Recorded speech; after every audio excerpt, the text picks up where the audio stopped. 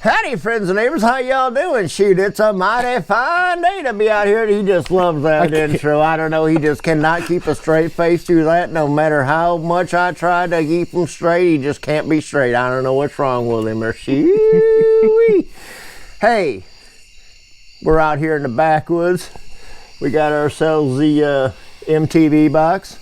Just wanted to let you know I live on MTB Drive. Mystery Tackle Box. I don't know if you have Carl's Bait and Tackle. Realize you send me a box every month to MTB Drive. Just throwing that out there. Don't know if you send any other boxes out to people that live on MTB Drive. So where do you live? MTB Drive. Oh, okay. Right on, right on. Hey, glad you're all here. We got a new box to do. All right, we got August. All right, there we go. Now, if you want to get yourself a box just like this, click that link down below, all right? Save yourself 10 bucks. Who don't want to save 10 bucks, all right? Get yourself some awesome tackle. Let's see, well, you want to know what kind of tackle you get? Let's take a look. Let's open the box. All right. So, hey, hit that subscribe button. Hit that like button. Ring that bell. Ding, ding, ding, ding. Get those notifications every time we do a new MTB reveal. Maybe we're gonna go out. Maybe I'll take this here fella. He'll show me how to fish. Last time I showed him how to fish. It's all good. All right. But hey, just so you know who we're talking to, Robert is a good friend of mine. Why don't you? Well, I guess they probably want to know who you are before we get into this, don't they? I guess maybe. I don't know. You know, they might be more interested in what's in that box. It could be a little bit, but you know, I'm real curious about this boat thing you were telling me about earlier. I mean, it seems like you bought a couple of boats or something's happening here lately in your life. Well, okay. So to begin with, the other day I went to a estate auction up in Ozark. And I bought a little John boat, mainly because it had a brand new Tracker Marine trailer on it. And I knew somebody that needed one of those. And now I've got it's a Aluma Weld, okay, brand boat. Slightly upgraded from what I've got. Yeah, probably about the same age though. Okay. And it's got a little Evinrude 15 horse on it. I got it up and running the other day, but still needs a little bit of work. And right I don't know. I may sell it. I may build a trailer for it. I have no idea. But the big one though. So back on Thursday, I took my boat up to Warsaw. Up to the dealership that I deal with up there. Getting winterized, right? Well, no, not winterized. About the time everybody else is winterized, and that's whenever I start going. If there's a foot of snow on the ground, if there's an ice storm, if it's a high of about 15, I'll be out there. I'll be out there throwing that jerk bait. You're a jerk bait guy. I love the jerk bait. There you go. I hated it forever and ever and ever, and then I finally had a good buddy of mine. He showed me. I was that close, but whenever you're throwing that jerk bait, if you're 1 degree off, you might as well be 100 miles off. Okay. But anyway, I take another video. I take my boat up there to the dealership at Warsaw, get the water pump changed, lower unit oil changed, and a couple little maintenance things. I've got a 2014 Skeeter ZX225. Okay. I've been a Yamaha fisherman for as long as I can remember. If you can't tell, I won't hold that against you. That's all right. I've just had excellent success with Yamahas. I think it's a phenomenal motor. They're built great. Never had any problems with them. But anyway, so I go up there. I'm at the dealership, and I drop my boat off, and I'm sitting there, and they've got a 2019 ZX225. Oh no. And it's a single console, just like I like. Oh yeah. It's got a 225 Yamaha VMAX motor, one of those new 4.2 liters. These things are mean, by the way. You're talking about 60, 70 mile an hour? Low 70s. Okay. I actually, well, I'll get to that in just a minute. All right. So anyway, I said, I'm not going to look.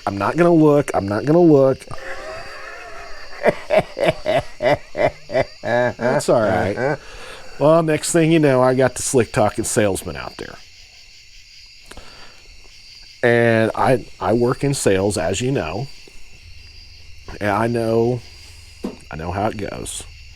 Don't ask questions. Don't look him in the eye. He'll turn to stone. I screwed up. I asked a question. Shame on you. And then, you know what? I want to get you the correct answer. Why don't you come in and sit down at my desk here, and I'll get you all the information on that boat.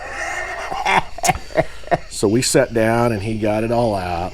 And I'm like, it's pretty much reel like that. Reel it in. And I told him, I said, man, I love that boat, but I don't need a big payment right now. And he said, well, why don't you fill this out, and let's just see where we can get your payment. I said, you know what? Let me cut you off right there. Are we doing a video in your new boat anytime soon? Let's just say after Thursday, we may have some new material. So we're gonna get back to this here real soon. Yeah. All right. Hey, more to come on this new boat. We may have to do a walkthrough. All right. Well, hey, we're here about MTB. Let's open up our box. Let's look at him. He's got his Yamaha little buff out here. All right. All right. Now I want you to know that Yamaha is not paying me anything. But that's kind of a nice buff. I'll just take that right here and set this right over here. Thank you very much. And see, we've got MTB. Hey, click on that link down below. Get yourself $10 off this box. Hit that like, share, and subscribe. Let's see what we got. Let's get into this. Get her done. Let's get her. I can't say that. That's someone else's. Oh. I know. You know, this is kind of like in kindergarten. We had this thing called Astro's Bag, and we had to say Astro's Bag. What a surprise. Bag? I can't remember how. Okay. Anyway, sorry. Well, here's what I'll do. I'll give you the scorecard. All right? Okay. That tells us what we got in our box. Hey, all right. You get your little dibbles right here. This is little tips and tricks. All right. Some cool little stuff in there. All right. This is awesome for you first-time fishermen or you absolute pros. All right. I cannot tell you how many times. All right, I've remembered something I used to do, forgot to do, and you know, the stuff still works. So keep in mind your little dibbles there. Now this has got something new in it.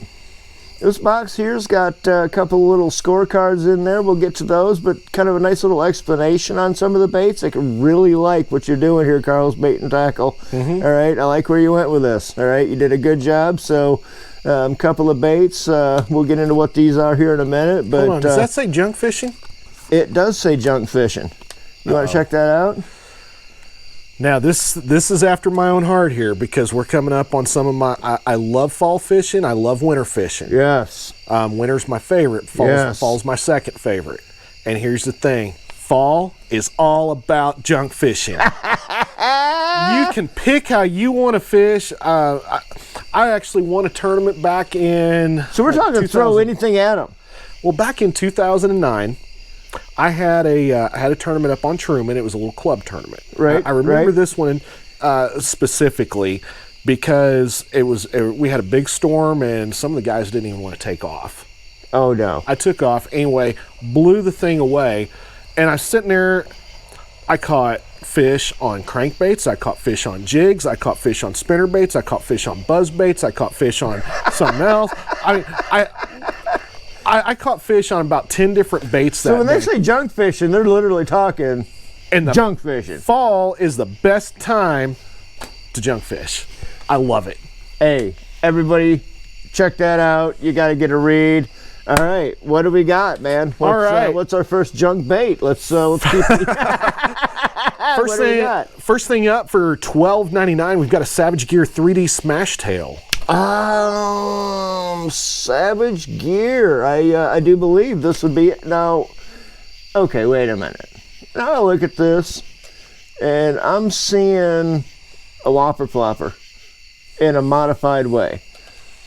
All right, I'll give it to you. I'll let you play with it. Let me open her up here. You mentioned Whopper Plopper. I'm kind of getting excited. I'm a fan. I am a fan. I love. Okay. Got a kind of a soft top fin. Got a hard body. She's a floater. Got some decent hardware by the looks of it. I might want to upgrade that hook to something maybe a little bit bigger. We've got the Whopper Flopper kind of tail. I don't know. I'm undecided. Here you go. Well, I tell you what, I like the color. I got to say, I like the color. For me, I like the design. Okay. What about it? So here's the thing that happens. Anytime a new bait hits the market, there's always a lot of different knockoffs. Now this one, it took the concept, but it's not so close that you'd say, oh, that's just a knockoff Whopper Plopper. This looks like it's No, it doesn't look like it. It's actually got a little bit of a weighted tail to it. That's kind of interesting. But here's the thing that I see about it that I really like. Here, let's bring it right up to the camera so they can see what you're talking about. If you've ever thrown top water, how many times have you had a fish blow up and miss the bait? It happens all the time. Right. The Whopper Plopper has 2 hooks on the body. This right here has got this hook hanging off the back. That right there I see as a great improvement. I'm not sure how you kind of like putting a trailer hook on a spinnerbait. Right. Okay. I see this as something a little more subtle than a Whopper Plopper. You know, the Whopper Plopper definitely has its place, but if you're, you know, maybe if you don't have all the wind that you normally throw a Whopper Plopper in. Right, well, I'm ripping that bait. It seems like I really want to rip the Whopper to really get the action. But this right here, it's a little more subtle. It might be something if you're missing a lot of fish on a Whopper Plopper and you got some clear water, you might tie that guy on right there. Okay. And I think you might hook a few more fish in the right times with that. Okay. I think that's, I like that. You like that? Oh, there she is. All right, so that's the Savage gear. So that was at the top of the list.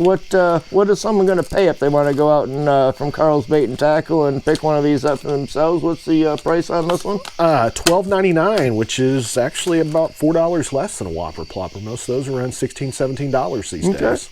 And it's a solid bait. Doesn't look like there's anything that needs to be replaced. Doesn't look like anything that's going to wear out real easy. Looks like it's be a bait for the future. I think it's a great design. Okay. Wouldn't necessarily be my first choice in color, but I think it's a great design. No, see, I like the color because there's a little bit of that shad appearance on the bottom with the darker top. So I don't know. Hey. We definitely need to take this out in the water and give it a little dangle, don't we? Absolutely. I definitely wouldn't not tie that one on. All right, what do we got up next? All right, the next thing, Road Runner, Randy Howe's Classic Runner. Well, that would be one of my favorite baits.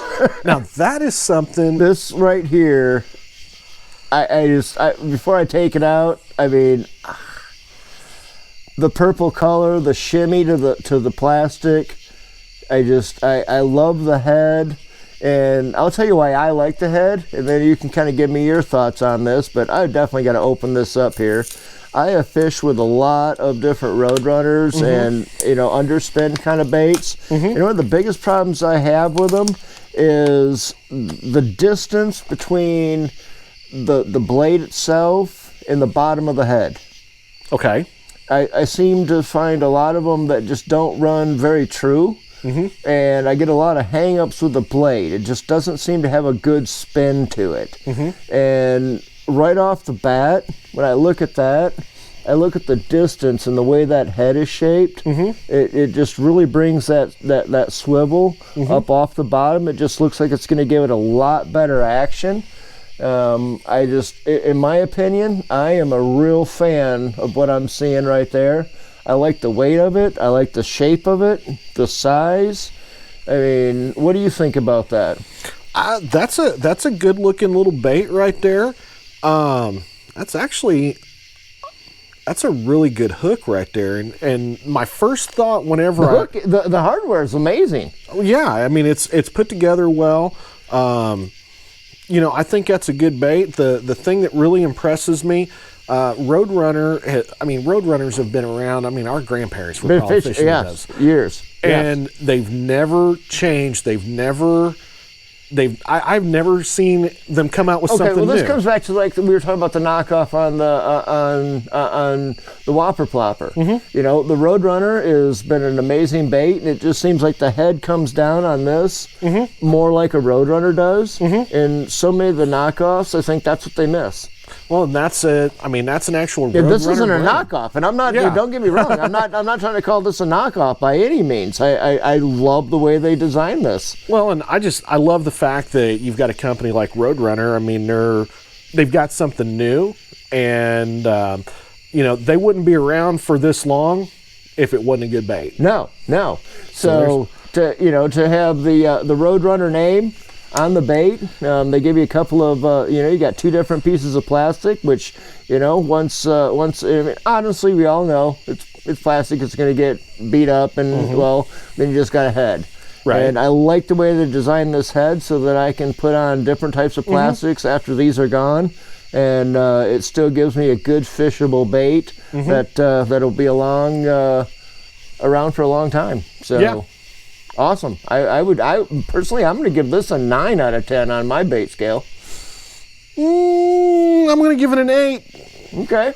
Close. I think I love the concept. I love the concept of it. It's not the original Roadrunner. It's not the original. But I think they've done a good job in what they were. I like it. So, all right, put the Roadrunner down. Let's, what do we got next? All right, we've got a Cassette Loco 10. All right, now, I gotta be honest, I fish a lot of crankbaits, Robert. You know me, I'm a cranking kind of, I love my crankbaits from Whitey McWhiterson. I mean, that thing has been beat up. I got it right up here. I know you can't quite see it in this video, but it's beat up. But I tell you, when it comes to color, we talked about this before. 90% of the baits out there are to catch fishermen. 10% of them catch fish. There you go. And when I look at, the big guys out there, Brent Ayler, Mike Iaconelli, these guys, one thing that crazy is all get out, Kevin Van Dam, they match the hatch. They match up what they're fishing. And you watch the color patterns, personally, that I see them throwing. Sexy shad. I mean, Kevin Van Dam made the sexy shad famous. You cannot go wrong with a sexy shad color. I mean, if you had to tell me I could pick one color pattern on one bait, and that was all I could throw, I love a craw pattern, orange, but I tell you what, this would be it. I mean, that's what do we got here? So we've got a kind of a medium diver, I guess. It's kind of got a unique little weight to the bottom. Okay. Not sure what that's all about. I'll let you explore the bill shape, and got some good grooves. I mean, I don't know. All right. Yeah, I mean, it looks like it's got a good clasp that holds the split ring on to tie to. Do you right like there. a round split ring or an oval split ring on something like that? On a bait like this right here, probably I would prefer a round one. There are times I would prefer an oval. There's not a whole lot of difference to it. It doesn't really make that much difference as far as the swim. I'm thinking, correct me if I'm wrong, with an oval, I'm just going to get just a little bit wider wobble than with a round ring. Yeah. So if I want a little tighter wobble, round. If I want a little bit wider wobble, more like a wiggle ward or something of that, that's where I want more of my oval. The other thing too, though, if I'm replacing split rings, I'm going to probably put a round on, because ovals are a pain in the butt to put on. Now, and I've always got a whole bag full of round split rings. Exactly. Okay. Now, this right here, I mean, this is a classic bait. Lots of different, there's a lot of different manufacturers have different baits like this. It kind of almost looks like a cross between a Bandit and a Spro, the flat back on the back. I was going to say, it does have kind of a flat back to it. There's one thing that I noticed while I was looking at this, that it could be really, really good, or it could be really, really negative for this particular bait. What's that? And I'm gonna kind of go back to, anybody that knows me knows that I like the old style wiggle warts a lot. Yeah. And the old style wiggle warts, you would get some back whenever before. Not a one swam the same. No. And then you get some, it didn't matter. You could sit there and tune it all day long and you'd never get it to run straight. And a lot of it had to do with the fact that they were put together imperfectly. Right. Once the new company took over, they're all put together by machines and they're perfect. Every single one of them, same. Here is something I noticed. Hold up that bill right there and take a look. That bill is not symmetrical. You see what I'm saying? I do see that. That I don't know if that can show up in the camera there or not. That's one thing I just noticed, and I mean that right there could give a unique action that gives you a hand up on against a bandit or squirrel or something. I see the little edge right there. So are you saying that you believe this was not machine crafted? Or? The majority of it looks like it. It's just that bill right there. I mean, Is that something you might want to file down? You know, here's what I would do.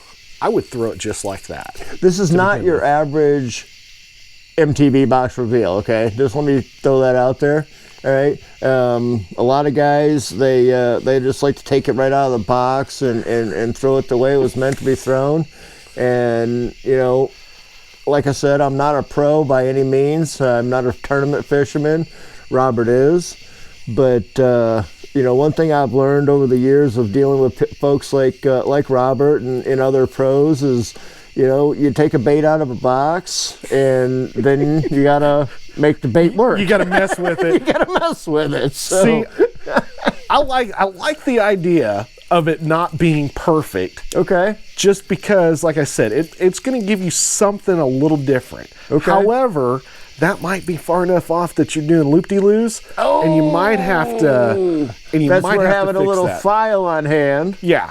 Okay. I mean, otherwise, the bait is put together fairly well. I mean, the color seems to be good. The color's good. I mean, I probably want to throw it up in the dashboard of the pickup for a couple of months, maybe dull that down a little bit. Or get some 400 grit and wet sand it. Just kind of like rough it up a little bit, just a little bit too shiny. But yeah, I like it. Now, I'm curious to know if they all come out like that. Yeah, it'd be interesting to know. Yeah, I'd like to know that. So I have to look into that a little bit more. And I see that bait right there, and I think of what's coming up. So with the beginning of fall, yeah, the bait that we're getting ready to pull out is the first thing I'm going to throw of the morning. Then once the sun goes up and pushes those fish. Do you want to tell them what it is yet? Not yet. Okay. But once the sun gets up and pushes those fish down a little bit deeper, that right there is. Well, I have a feeling this next bait here is going to fall right into line with what you're talking about. How about one of my favorite baits here, a square bill? It's a Lunker Hunt. Lunker Hunt Impact Shock 2.5. I absolutely love the shape. I love the bill. I love everything except for the color. And maybe you can set me straight on this one, and maybe I'm just completely out of my mind. Oh, yellow and black. That thing's been around. Okay, maybe it was just the packaging. It just looked too gold to me. But oh man, there she is. Look at that. There she is. That is a fat mouth. My goodness, for a small square bill, that is a fat little mouth. I like that. That it. is just, oh yeah. So that is a sexy little piece of. I will not be putting that one in my mouth. Just throwing that out there. I will not be eating that myself. So this little guy right here, starting usually in about, and let me preface this by saying, now I fish Pomme de Terre and Truman and Stockton a lot. Those are my three favorite. This will work. This little pattern right here will work a lot on Table Rock if you go up in the upper end of the James, upper end of the Kings River, or even Upper Long Creek. We're talking 1.5 to 3 foot, right? Right. Okay. So what do you end up having happen this time of year? The shad's going to push, well, starting in about the middle of July, they start pushing up into those upper reaches of those creeks. They're not real active yet, but the bass are already there. And you can take this little guy right here and go out on a big flat that's only a couple foot deep, and you see a stump out there, throw that at it, just bump it into it. So you're going to want to work it like any other square bill. Nice and slow, just kind of ripping it, bouncing it off things. But when we start getting these cool nights, especially if you've got a little bit of wind, if you can go out and find you some cedar trees first thing in the morning, those fish, they're going to pull up into the coolest water. Anytime you think of early fall, late summer, early fall, think of it completely opposite as you would in March. You're looking for the coldest water you possibly can. However we want. Okay. No, sorry, we had a little technical difficulty there going on, but hey, so yeah. So one of my favorite baits for late summer, early fall is a square bill. I love this color right here. This right here, I'm going to give this one a 10 out of 10. I have to agree with you. I'm not, personally, I'm not a big fan of the color, but. So here's the thing about the square bill that I really love this time of year. And, starting in July, shad start moving up into the backs of creeks, especially at Truman and Pomme de Terre, Stockton, and even the upper reaches of Table Rock. Right. James River, Kings River, Long Creek. Long Creek's probably my favorite place for this pattern. I know a lot of guys use it up on Flat Creek as well. But whenever those shads start moving up there, they're not real active while it's still hot. Okay. But the bass are already there. They don't. Some of them don't leave those upper reaches. Does this fall into you fish a lot of jerkbaits? The slower type, and what I'm getting from what you're saying is you're fishing this a little faster, but you're fishing it a lot like you would fish the jerkbait. I would say I fish this probably more like I fish a chatterbait or something like that. Really? Okay. Because what I'll do is I'll get up there in those areas that are, those big flats that are 3 and 4 foot deep. Right. And you'll have one log 100 yards over that way, and then you'll have another stump over here, and isolated cover. And those bass are just going to glue to that. And a lot of guys, those fish have seen so many black and blue jigs in their lives, they're sick of them. Right. But if you take this, and I'll use a stiffer rod, heavy line, 20, 25 pound, usually mono for this. Really? As opposed to fluorocarbon. Mainly just because... You're not looking for the depth of the lure to sink. Not looking for depth. I'm looking for reaction. And I'll sit there and rip it into those stumps and things like that. If it gets hung up, sit there and jerk it. Which is better with the mono anyway. Right. But I've had fish, especially at Pomme de Terre. I've had some of my biggest fish that I've caught on this pattern hit that bait whenever it was hung up. And I'm just sitting there jerking it. The other thing too, it's crazy, but plus up there, you never know when you might. You got 15 minutes to weigh in. You're 25 minutes away from the dock, and you're hung up. Do you keep twitching? Dry fast. I love it. But also coming into for more your main lake fishermen. As you're coming into late August, early September, you get your cooler nights, especially if you got a little bit of wind overnight. It'll cool that top layer of water off. Right. And if you find something kind of out in the middle of a big open cove or something like that, like a cedar tree, pole timber works, but I prefer a cedar tree. Take this and just cast it and rip it through. And sometimes you can get into some big numbers of fish. Then once that sun gets up and you don't have that cool layer of water right on top again, then you go to that last bait that we talked Okay, about. Okay, all right. That's when you'd switch up and go to more of this deeper diver, get a little bit deeper underneath that coolness plane you're talking about. Okay, all right. One other quick note on that square bill pattern, it just keeps getting better and better throughout the fall up until the water gets down to about 55 degrees or so. Right. And you get so many fish that'll hit right at the boat with 3 or 4 foot of line in the fall. I don't know what it is about it, but I've seen it. It drives me nuts. I love it. You know, the nice thing is, so many people will tie on one bait and they seem to keep it on all year long. You know, the nice thing about the MTB box is it gives you a variety of different baits, to fish month after month. You can change things up and try different patterns. And, even though this was an August box, you're saying that this bait here is going to work all the way through August and September, even October even, and really go into that fall pattern then, really. I actually had an ABA regional up on Palmy several years back.